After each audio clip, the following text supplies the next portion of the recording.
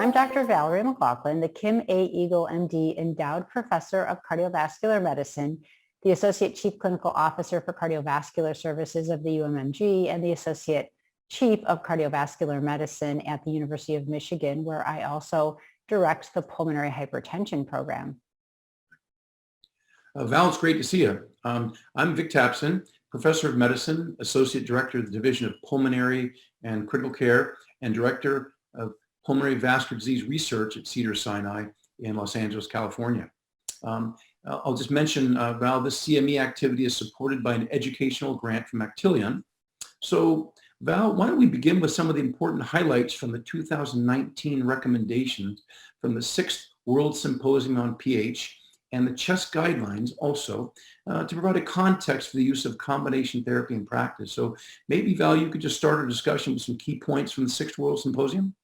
Yeah, great. Thanks, Vic. It's a pleasure to be here with you. So I think before we jump into talking about the treatment algorithm, we need to set the stage with a brief discussion about risk assessment and risk stratification, because that's really what the treatment algorithms are based on.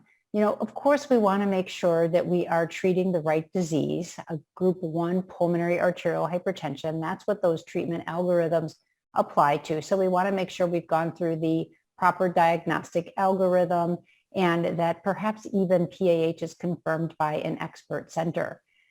As you know, there are a small proportion of patients that are going to respond acutely to vasoreactivity testing, and those patients may be appropriate candidates for long-term calcium channel blockers. But the majority of the patients are going to be non-vasoreactive and need other therapies. Now, we base that on risk assessment. There's a small group of patients at the time of presentation who are very, very high risk, and we need to treat them very aggressively with parenteral prostacyclin therapy. But the majority of the patients are at intermediate risk, and perhaps a small proportion of patients who are at low risk. And therefore, they get treated a little bit less aggressively. I mean, still aggressively, often with combination therapy, but not the pumps. And the third section of the algorithm is really what's most important. In fact, I think it's even more important than that initial treatment decision. It's reassessing our patients to see if they have attained that low risk status. Because if they have, then we're on track with our treatment. But if they're not, we need to escalate their therapy. So it's really, really important to have a good grasp on risk assessment as we make our treatment decisions, the importance of a continued multi-parameter risk assessment, and the key is to get the patients into a low risk status. So with that basis of risk, Vic, what do you think about the revised CHEST guidelines from 2019? Sure. So great point. Well, there's a couple of things that were done with these CHEST guidelines. A lot of them were really pretty similar to previously, but a few kind of new comments. And the revision of the 2014 guidelines looked at a couple key things, and Jim Klinger kind of led this effort.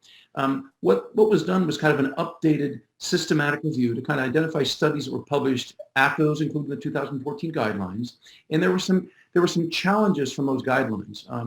There were some different endpoints reported in different PH trials. It was kind of felt that the small number of studies using composite endpoints, the differences between endpoints kind of made it difficult to determine sort of how to weigh the strength of the recommendation. So one thing the committee did, Val, was to use the 6-minute walk as a clinically relevant outcome, which allowed data to be extracted from Ambition, and the Ambition trial, that is. And this decision resulted in a weak recommendation with moderate quality of evidence for the first recommendation. But this was basically that initial combination therapy with ambrisentan and tadalafil for treatment-naive PH patients with functional class 2 and 3 symptoms was appropriate in order to improve 6-minute walk test. There's also another recommendation, addition of tadalafil in stable or symptomatic PH patients being treated with ambrisentan to improve 6-minute walk. So these were kind of a couple of the key highlighted guidelines, were a little bit different based on this walk distance kind of a point. These recommendations bring up kind of an interesting point, and that is the role of the Ambition trial in sort of the evolution of how we treat patients. Basically, this upfront combination therapy, the ambrisentan 10 milligrams daily plus tadalafil 40 versus each of the monotherapies. And again, seeing significant 6-minute walk improvement, going from 49 meters compared to 24 meters for just the pooled monotherapy. So I think this is an important thing to kind of emphasize in these 2019 guidelines, Val. Val, for patients who consider appropriate the ambition protocol, do you have thoughts about the results from the Optimus study, which used macitentan in combination with tadalafil? Yeah, so Vic, thanks for that question. I think you really highlighted the importance of the ambition trial. It was really a game changer, right? The concept that targeting two pathways at once rather than one or the other could improve outcomes the way it did, not just the 6-minute hall walk, as you alluded to, but also just the getting to our goal, the improvement of the patient. So that was really a landmark trial. But of course, it leads to questions, would this be the same for all agents in that class? Is it a class effect or is it specific to these two particular agents? And of course, in reality, there are some patients who tolerate one therapy better than another. There are sometimes insurance limitations that guide us one way or another. So it's nice to have data with multiple agents. So there was another noteworthy clinical trial that was published in 2020 that looked at a different upfront combination, and that was the Optima trial. Now, Optima was a much smaller trial. It was a prospective, multicenter, single-arm, open-label trial. So it was smaller and it was open-label. So the design was a little bit different than Ambition, but it explored the efficacy and safety of macitentan as part of that initial oral combination with tadalafil. So rather than ambrisentan and tadalafil, it was macitentan and tadalafil in a treatment-naive population. And I think there was some very valuable information that came out of that. It was a study of 46 patients, so smaller, open label study, but there was some very objective data, including hemodynamics and NT-proBNP, that demonstrated some dramatic differences from baseline to week 16. So these 46 patients who received macitentan and tadalafil had an improvement in their PVR. They started at nearly 12, 11.7, and it declined to 6.5 at week 16. So a very statistically significant improvement. The mean pulmonary artery pressure declined from 50 to 42. Cardiac index improved to the normal range from 2.2 to 3.1. So very impressive improvement in these objective hemodynamics. There was also an improvement in 6-minute hall walk by nearly 40 meters from 352 to 388, and a pretty substantial reduction in NT-proBNP from 1456 to 404.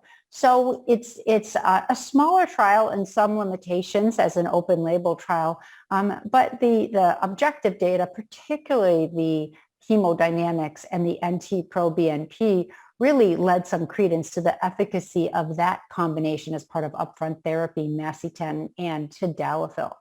So Vic, we've learned a lot about upfront double combination therapy, but in 2020, we also got some information about upfront triple combination therapy. The phase 3B Triton study was presented at the ESC. Can you share a bit of information about Triton, which really expanded on some of those results I just reviewed from Optima? Sure, Val. This was an exciting study to me. When we first got Triton off the ground, I thought, well, why haven't we done something like this sooner? Our patients have a disease that has a certain mortality, even though we've done much better with this over the years.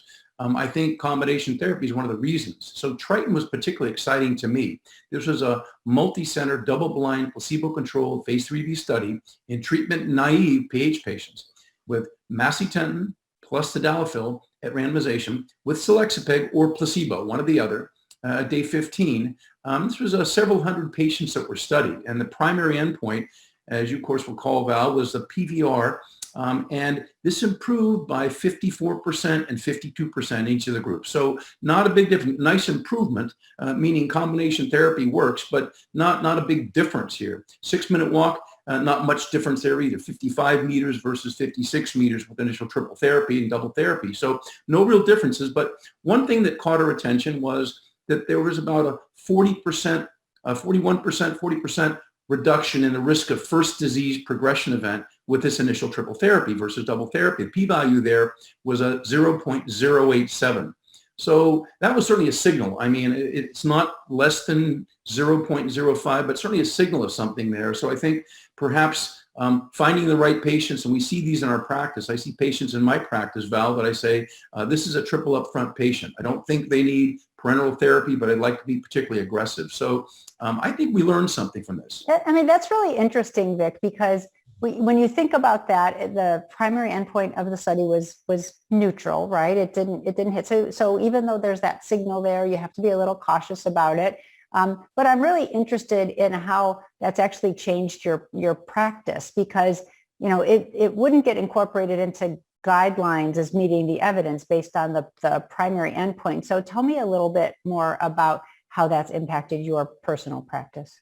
Well, certainly, certainly we use, I don't calculate, for example, a reveal risk score in every one of my patients. I do like the registry data, that helps the Swedish registry, the compare registry, the French non-invasive registry. When I see a patient that up front doesn't have a lot of low risk factors, if someone's RV is big, their 6-minute walk is poor, their BNP is high, their functional class 3, not 4, and maybe not advanced functional class 3, but and I also pay close attention to trends in their symptoms. If someone's gotten much, much worse over 2 months, I may tend to want to be more aggressive and go with parental therapy. But I do think there's that population of patients that are concerning.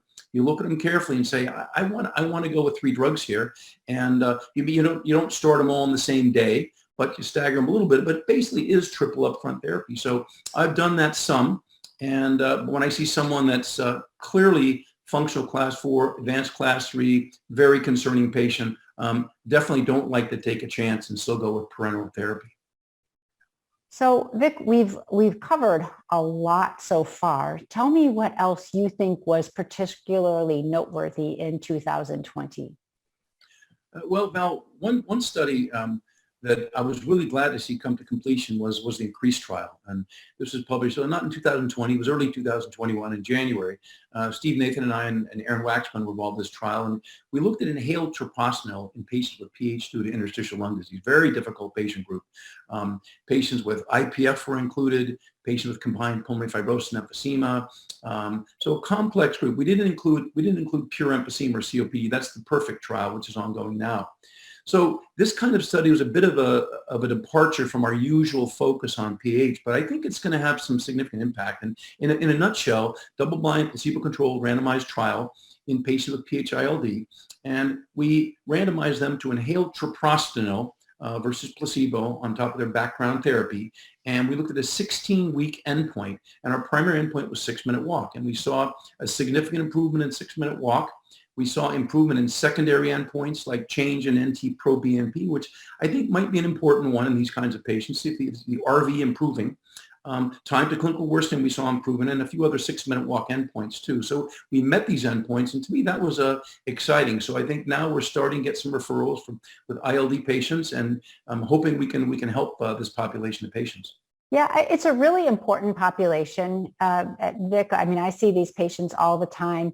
And I'd just like to hear a little bit more about how you deal with this in clinical practice. I mean, there are a lot of ILD patients who have a lot of ILD and a little PH. There are a lot of patients who have a modest or moderate amount of ILD, but a lot of PH with severe right ventricular enlargement or dysfunction. Is there a particular phenotype of ILD patient that you think might in particularly benefit from inhaled treprostinil? Well, I think so, Val. I mean, certainly our we did enroll some scleroderma. Not quite a quarter of the patients had scleroderma, but we made sure there was restriction there by PFTs when they were enrolled. So these were patients with true ILD as a primary problem. But we did exclude patients with significant hypoxemia, for example. If you had an IPF patient on 12, that had more than 10 liters of oxygen, they were excluded. We didn't want to. We worried a little about this VQ mismatch phenomenon we thought we might see, and we didn't really see it in the study like we thought we did. And I think because we were somewhat cautious. So I think a patient comes in with ILD that has PH, they do have a mean PA pressure greater than 25, which is what we used for the trial rather than 20. Then I think that's the kind of patient I'd consider. If it's really severe ILD, And of course, milder pH that doesn't fit those criteria, I'd be reluctant to enroll someone. So I think I'm guessing we might consider to try to expand on these kind of characteristics for enrollment. But right now, we're going to try to stick with the clinical trial enrollment criteria and be really cautious as we start to use this drug in these patients. Well, Vic, thanks for your excellent insights into the INCREASE trial, and congratulations for all the work that you did that led to that very promising trial and a new option for some patients who didn't have access to PAH therapies in the past. But let's move on. I think we would all agree that the clinical trial data and treatment guidelines are extremely important. But let's shift gears to the practical aspects of treatment selection and patient management in PAH. Tell me, Vic, what have your experiences been with double or triple oral combination therapy in your practice? Sure. Well, Val, I think to me, patients we see in a new incident PH patient is getting put on oral therapy, not sick enough for parenteral. To me, most of the time, they're going to go on a dual upfront therapy. They're going to go on the ambition type protocol. And so I just think that whether they're functional class 2 or 3, this is a uniformly fatal disease if it's not treated aggressively. And to me, that's kind of our basic plan for these folks. Now, we talked a little bit about upfront triple therapy, and I do think there are patients that may not meet criteria for parenteral therapy, but they're more functional class 3, have significantly depressed RV function, do poor walks, BNP's high. Those kind of patients, I really want to see get to the low risk status, And so to me, those are going to be triple upfront therapy patients. I don't really see a lot of barriers to doing that. You might wonder, is this going to be way more expensive? Fortunately, I think we have pretty good programs for patient assistance, and most of our patients aren't strapped with marked expenses by being on triple therapy versus dual therapy. I think it's important. So money's not an issue. You might ask, are AEs big issues, being on 3 drugs versus 2? And most of us really are pretty familiar with the different AEs from our 3 main groups of PH drugs. And I think we're able to kind of deal with these and separate them pretty well. So bottom line is double upfront therapy in most patients, triple upfront in selected patients. I do think we do need to see a little more data in triple upfront, since we didn't meet that endpoint in Triton, but I'm still very intrigued by the time to clinical worsening endpoint that we didn't meet, but certainly there was a signal there. Well, let me ask you, Val, how about your experiences? What have you seen in your practice? Yeah, I mean, I think we do it probably very similar to you, Vic. Many of our patients start on upfront oral combination therapy unless they have a lot of high risk features. But I think one of the most important things to emphasize is that early reassessment and early getting them to treatment goal. And perhaps I can share a patient with you. I think her case provides some important guidance. So this is a young lady. She was 29 when I met her in 2015. She was referred because of an abnormal echocardiogram. And by the time I saw her, she had complained of 6 months of dyspnea that had progressed. And by the time I saw her, she could do some simple things, her ADL, some light chores, make it through the grocery store, but she became short of breath with 1 flight of stairs, which is, obviously quite limiting for a 29-year-old woman. She sometimes had lightheadedness with extreme exertion, but the rest of her cardiac review of systems was unremarkable. She really didn't have any past medical or surgical history. Her social history was unremarkable, wasn't on any medications. Her physical exam was really consistent with pulmonary arterial hypertension. She was a little bit tachycardic, a little bit of a reduction in her carotid upstrokes and elevation of her JVP, and her cardiac exam was consistent with PAH, a palpable right ventricular heave, a loud P2, and a 3/6 TR murmur. So she came to us with that echo. It showed severe right ventricular enlargement, moderate right ventricular dysfunction, severe right atrial enlargement. It had flattening of the interventricular septum, moderate TR, and an estimated RVSP of 87. So quite high. Her hall walk was 372 meters. And, and Vic, maybe you can chime in on this. Like we always think of 440 as that magic number for hall walk, but I always put the hall walk in context with what is predicted for their age and height. 440 in a 29-year-old woman is really not that good. So she was 372. quite a distance from 440, but her predicted is 674. So that's something I always think about when I see patients. I don't know if you have thoughts on that, Vic. Yeah, boy, I feel the same way, Val. I mean, 372 might be fine for a 65-year-old person. Perhaps it might have a few minor orthopedic problems, but boy, that's a very concerning 6-minute walk. I mean, it's almost half of what she should be doing. And Yeah, uh, yeah. for a 29-year-old, very, very concerning. I mean, sometimes you see an overweight patient, maybe the walk's a little slower because they're morbidly obese or something. But gosh, yeah, I'd be very concerned here. There's some parameters that are somewhat Yeah. concerning here. So we completed her workup. Her VQ was normal. Her PFT showed normal volumes and flows, just a tiny little reduction in her diffusing capacity. ANA and HIV were negative. Her LFTs were normal, and her BNP was 247. So these were her hemodynamics. Her right atrial pressure was 11. Her mean pulmonary artery pressure was 62, came down to 51 with inhaled nitric, so more than a 10 millimeter of mercury drop, but still too high to consider her a vasodilator responder. Her wedge pressure was 9. Her cardiac index, a little discrepancy between thermo and FIC, but either way, it was a little bit lower than we'd like to see it. And her PVR was 14.8 Wood units, so really quite high. And Vic, you and I'm not going to say we're old, but you and I both lived in the era where we didn't have oral therapies, and we would have put a patient like this on IV therapy at the drop of a hat back in those days, right? Absolutely. Boy, I'll tell you, I think, and even sometimes now I wonder if we shouldn't be doing this in everyone for 6 months or 12 months. Maybe we don't have to now. We've got more aggressive ways to go. But boy, Yeah. I agree, Bill. I'd have been concerned with this one. This would have been parental therapy back in the day. And now we have some other possible options. And if you watch someone really closely, that might be fine. Yeah. So I talked to her about parenteral therapy. I would have put her on parenteral therapy in the drop of a hat, but she was overwhelmed. And I think the patients know that there are options and basically begged to start oral therapy instead. And there is this very wise doctor, this guy named Vic Tapson, who I remember saying, you know what, you can do anything to a patient as long as you watch them closely, right? Like I've heard you say that in lectures. I always And stick the almost in there, but yeah, I believe. okay, almost anything. So, and she was a reliable patient. And so I felt comfortable starting her on dual oral combination therapy with an ERA and a PD5 and watching her closely. And so we did that and she got better. She comes back 3-4 months later. She says, I'm 90% back to normal. Her hall walk improved. She was 450. So now she's quite over that magic number of 440 and quite a dramatic improvement, almost an 80-meter improvement from her baseline. And I called her functional class 2. So she's meeting a lot of the low risk criteria.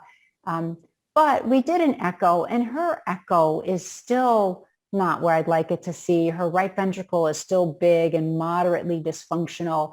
Her BNP is still elevated at 125. So while some people might say this is success, she's getting into the low risk criteria. She's got 2 of the 3 French criteria, non-invasive French criteria, functional class 2 and hall walk above 440.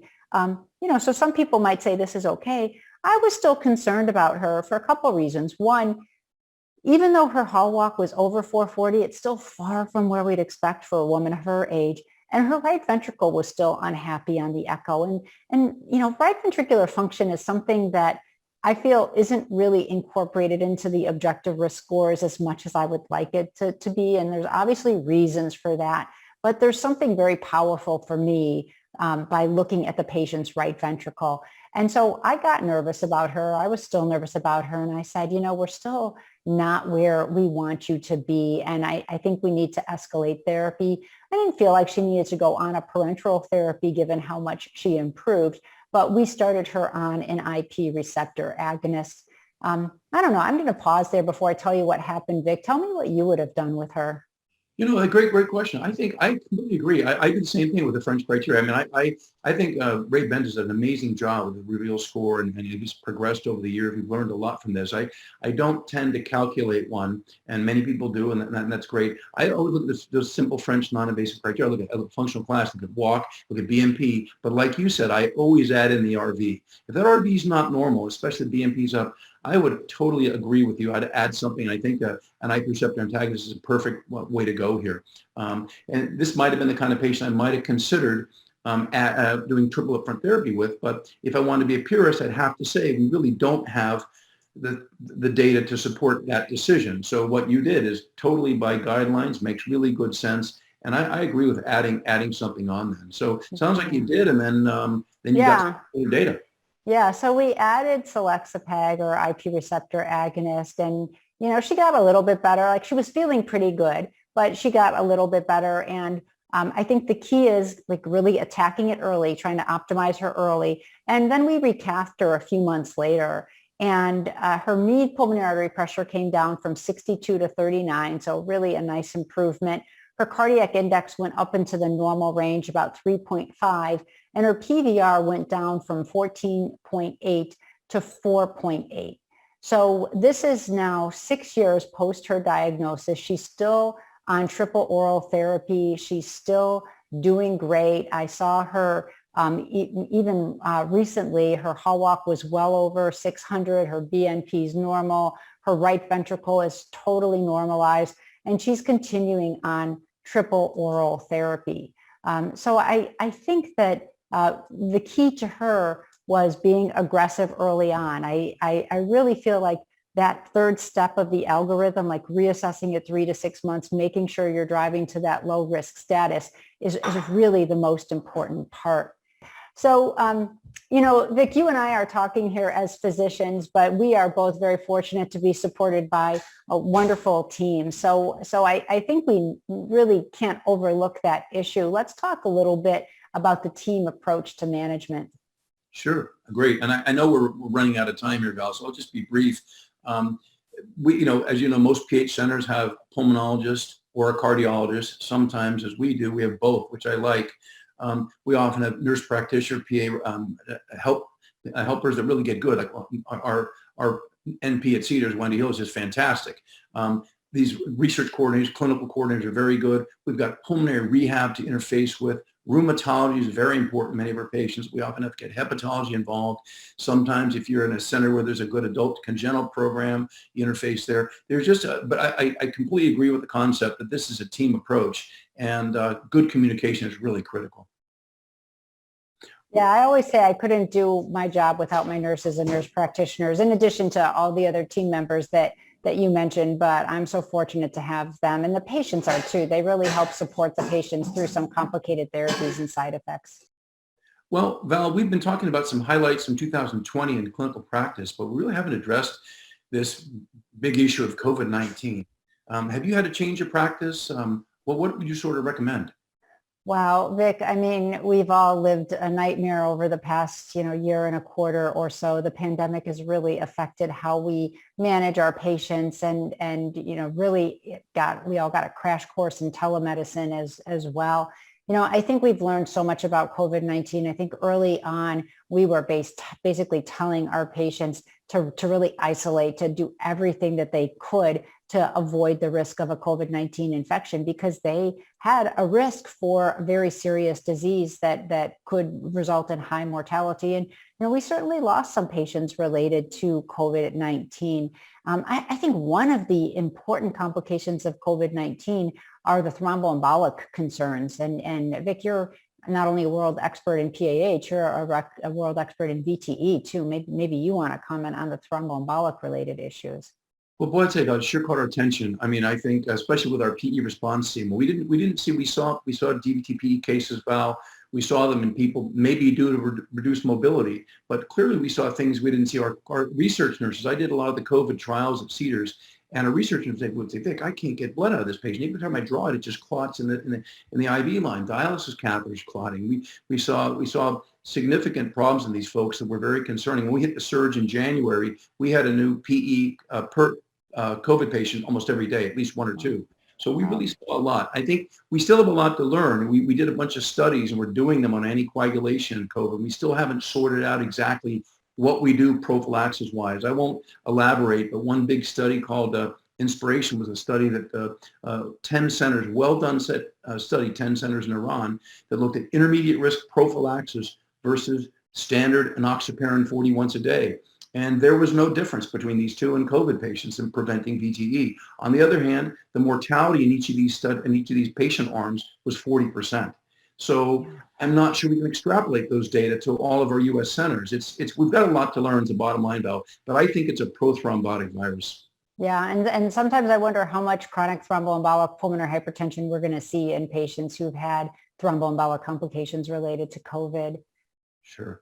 Um, and I think the other thing that's, obviously we're recommending everyone get vaccinated and, hopefully we're past this, now third surge and life is going to get sort of back to normal. But I think there are going to be some enduring changes in our clinical practice, mostly related to telemedicine and having appropriate use cases and for telemedicine and incorporating that more into our clinical practice than we had before. And maybe you want to comment on that as well. Yeah, absolutely, Val. I've found this to be an extremely efficient way to see patients.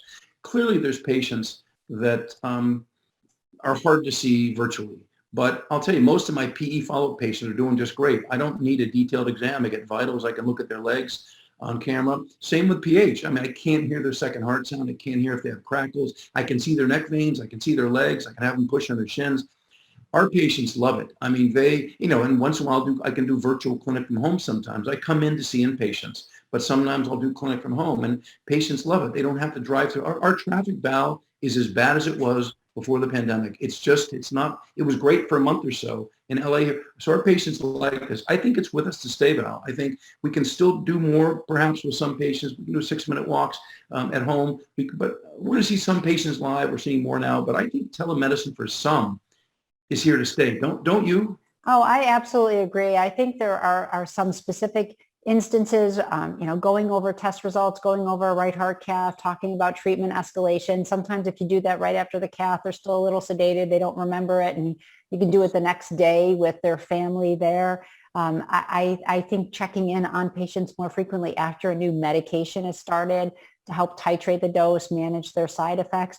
I think there's a couple types of new patients that I really like to see virtually. We get so many referrals of, what is so clearly group 2 or group 3 pulmonary hypertension. And, I hate making these 80-year-old people drive 2 hours for me to say, you got to take your diuretics, right? So yeah, I think that's another nice use of telemedicine in some of those new patients.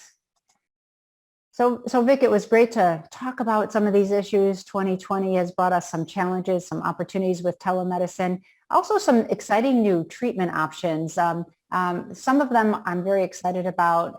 Perhaps we could talk a little bit about sotatercept to start out with. Oh, sure, Val. This study was published recently. So one compelling issue, I think, in PH recently is this issue of regulation of BMP signaling. And so dysfunctional BMP pathway signaling is associated with PAH. It's been known that's the case. And the sotatercept, this is a fusion protein. It binds activins and some growth differentiation factors to kind of restore balance in the BMP pathway. So this is, in a nutshell, was a 24-week multi-center trial, about 100 patients or so, getting background PAH therapy randomized to 2 different doses of subcutaneous sotatercept every 3 weeks versus placebo. And treatment with sotatercept reduced the PVR at 24 weeks in those patients who were receiving stable background therapy. So great study. I think we'll learn more. I think a phase 3 study may get off the ground here. And by the way, John Newman did a really nice job with an editorial on that study for us, kind of non-basic scientists to kind of help us understand more about this novel approach. So I think this is an exciting study, Val. Yeah, I think one of the interesting things you mentioned, it reduced PVR. It did that essentially entirely by reducing the mean pulmonary artery pressure. And that really gives us a lot of excitement that maybe there is going to be some pulmonary vascular remodeling with that therapy. So I'm really excited about that too. And yeah, I think the next study is getting underway. So there's a lot of promise. There's actually a few other phase 2 trials starting this year. So I think we may be going through another growth phase in PAH treatment options. Sure. Well, Vic, it was really wonderful talking to you today. I always enjoy the programs that I do with you. I always learn something from you, talking about things from combination therapy to COVID to telemedicine. So thank you so much for doing this with me. Oh, well, I feel the same way. It's always great to see you and to talk to you and to learn what's going on with you as such a world leader in PH. So I hope our folks out there will focus on risk stratifying, focus on aggressive therapy, and focus on getting their patients to expert PH centers. And let's continue to battle this disease, Val. Great. Thanks so much, Vic. Thank you, Val.